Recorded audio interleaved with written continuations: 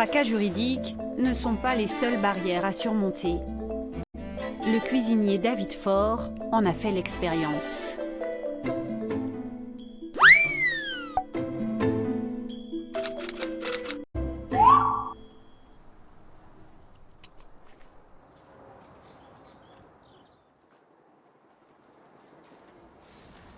Voilà.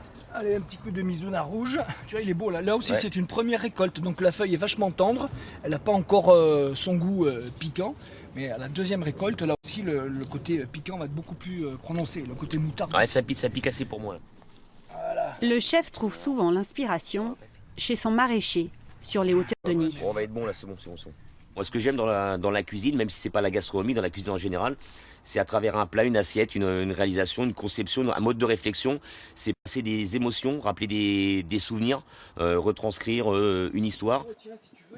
J'aime pas rester dans une certaine routine. C'est-à-dire que j'ai besoin toujours de nouveautés.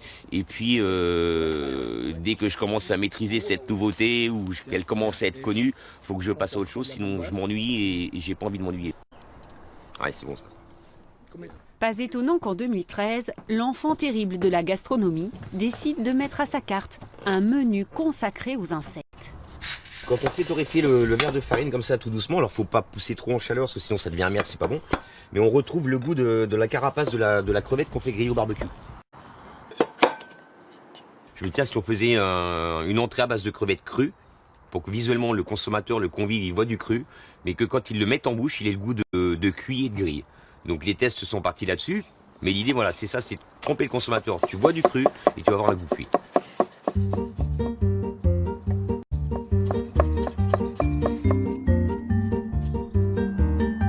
La crevette sauvage au verre de farine grillée et le foie gras poêlé au grillon sur une déclinaison de maïs et de polenta crémeuse ont fait fuir les clients de son restaurant étoilé.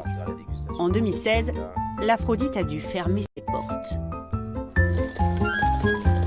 J'imaginais pas du tout que ça déchaînerait comme ça une tornade, une tempête et autant de climat de haine. C'était un climat vraiment très tendu autour de l'insecte. Voilà. Moi je pensais qu'au contraire ça serait un peu peace and love, peace and food, qu'on serait plus dans la green food, dans l'harmonie, dans le futur, dans les énergies positives. Et ben non, il s'est déchaîné un torrent de violence mais vraiment très important.